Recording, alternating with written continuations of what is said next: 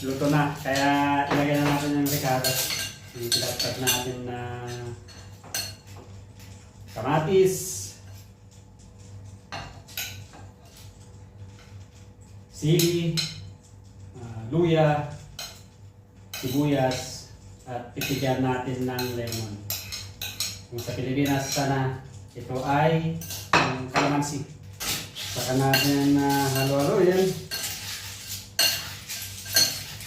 Pwede na. Habang hinihintay natin yung pinapakulo natin tubig, yan ang almusal natin, halaan. Talagang ganito ang buhay dito sa abroad. Yan.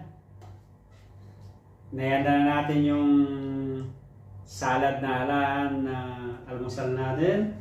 Halika't samahan nyo akong kumain. Ulam natin ay salad na halaan shell. At bago ang lahat, ako pala si Ronnie, isang OFW dito sa bansang Kuwait. Pasupport naman ang channel ko. Like, share, and subscribe. Maraming salamat. Isang maganda at mapagpalang araw sa inyong lahat. Ngayon ay July 24, 2024. At mag 9 na in the morning. At di ba tayo nagagaan at magluluto tayo. Binigyan ako ulit ng halaan yung kasama ko sa trabaho. Salamat kay Sarah. At saka naghiwa na rin tayo ng kamatis, sili, luya, sibuyas, at mayroon din tayong lemon. So magpapakulo tayo ng tubig. Habang hinihintay natin yung pinapakulo natin tubig, yan ang almusal natin, halaan. Kumbaga sa Ilocano, malaking binag. Okay. Yan. Pakulo na tayo ng tubig para mabilis. Ayan natin yan. Pakulo lang natin yan. Tapos, timplahan muna natin ng asin at saka season. Ayan, kumulo na siya. At ilalagay na natin yung halaan. Tapos, pag naluto yan, hanguin na natin, ilagay natin yung ricado.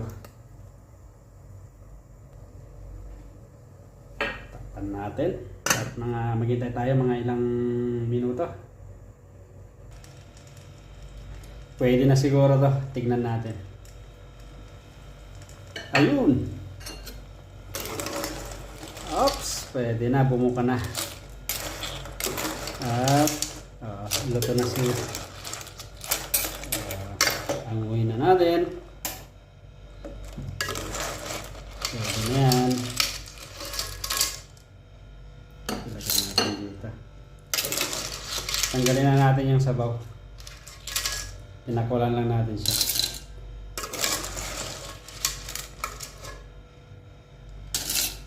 Oops.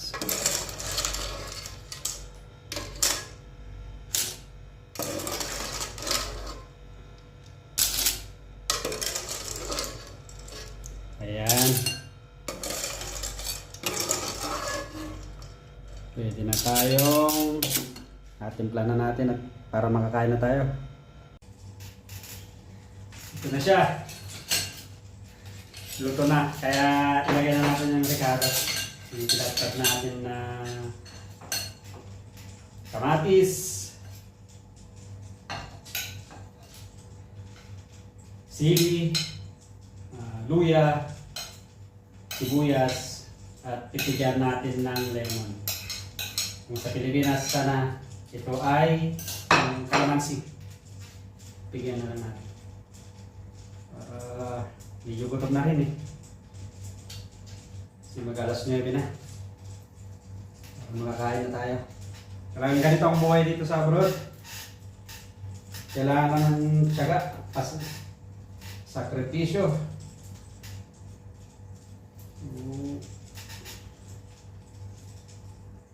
Pag day off, ganyan lang kasi yung mga kasama ko dito, pumasok din sila. Kasama ko sa kwarto, alas 2 siya pumapasok. Nagigising. So, ayos. Saka natin halo-halo yan. Pwede na. So,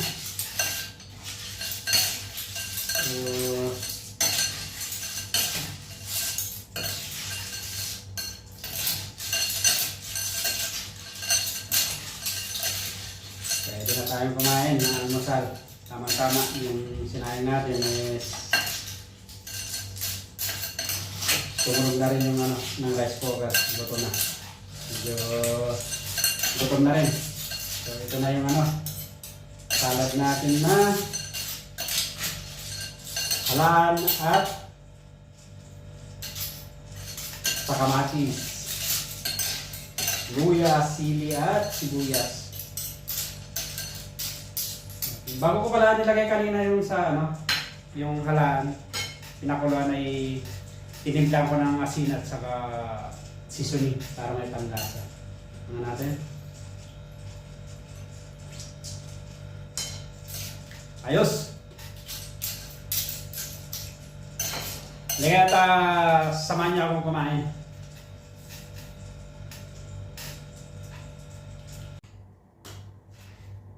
Yan!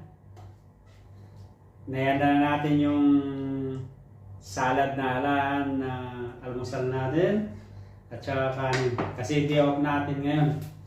At maya maya, maglalaba tayo. Talaga niyang paikot-ikot ang buhay dito sa abroad, ibang bansa. Pagkatapos niyan, kinabukasan, papasok na naman. So, halika't samahan niyo akong kumain. Ulam natin ay salad na halaan shell. At bago ang lahat, ako pala si Ronnie, isang OFW dito sa bansang Kuwait. Pasupport naman ang channel ko. Like, share, and subscribe. Maraming salamat. So, hindi na kayo? Kain na tayo. At habang tayo kumakain ay magkwekwentuhan tayo. Napakalungkot. Ang hirap kumain mag-isa. Pero wala tayong magagawa. Ilang ganyang buhay dito sa ibang bansa. Tiyagaan lang. Pa-comment naman dyan yung mga kumakain ng ganito. Actually, sino nakikita ko rin na niluluto nila dun sa probinsya. Yung banat tawag nun. Nakukuha sa mga ilog, sapa. Irrigation. Ganyan din yung ginagawa ng luto ng pinapakuluan tapos pag naluto, hanguin. Tsaka ilalagay yung ricado. Ayun na. So, ayos na ayos. So maraming salamat sa kasama ko. Sarah. Actually, to eh. Dalawang lagayan to. Sana para sa kasama ko yung isa. Kaso lang di off kahapon.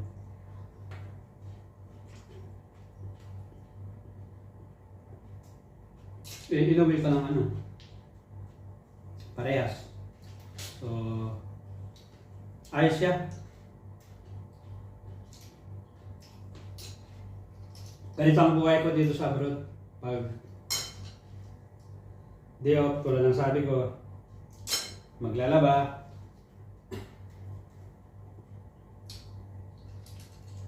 Kinabukasan, pasok na naman. Mga kapwa ko OFW sa masulok ng mundo. Gusto man ang buhay-buhay niyan. Tiyagaan lang. Sabi nga nila dito sa abroad, kailangan matyaga ka, sakripisyo.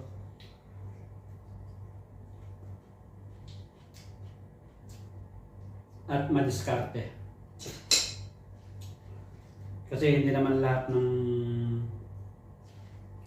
araw ay sweldo.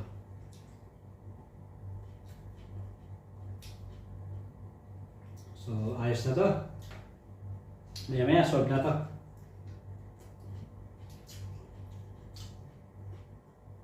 So, nang sabi ko yung mga nakarang vlog ko, kanya-kanya kami dito. Yung pagkain kasi nga, hindi naman kami sabay-sabay na umuwi. Kaya mas mahiyang talaga kanya-kanya. Kasi pag ayaw mo magluto, bili ka lang ng pagkain sa labas, solve na ang problema mo.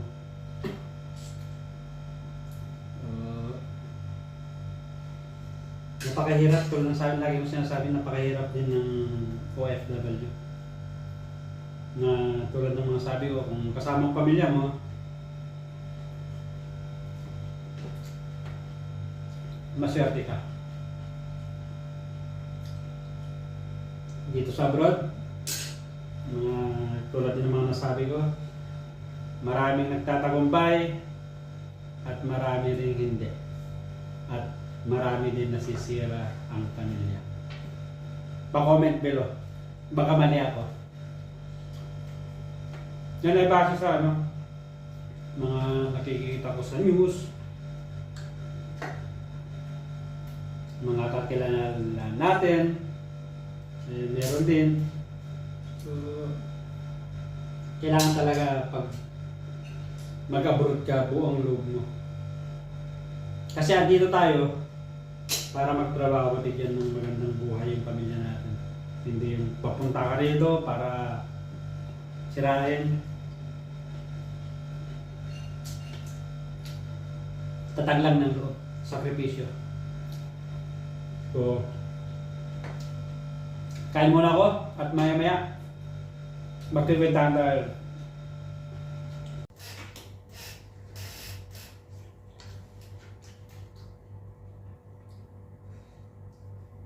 Okay na siya, solve na tayo. At ulit, Sarah, maraming salamat.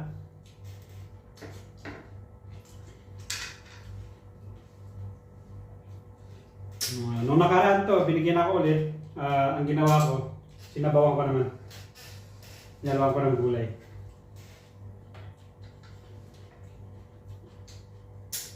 So, pwede tayo ulit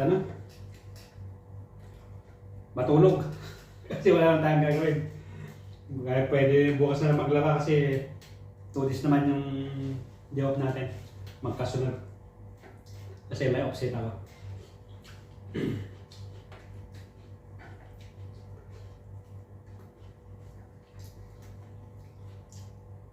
So, solve na. Ito naman nagsisimula ang araw ko. Ngayong, tulad sabi ko, July 24, 2024. Taubo. Ang dami. Hindi ko naubos, meron pa konti. Kaso, busog na talaga. So, talagang sabi ko, mga OFW, mga katulad kong OFW, sa mansulok ng mundo. Tiis-tiis lang. Talagang ganyang buhay. At mga kababayan natin sa Pilipinas, ganito lang ang buhay abroad.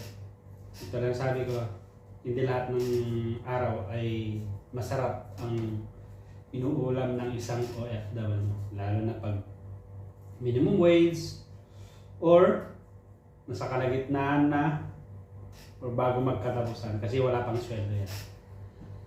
So,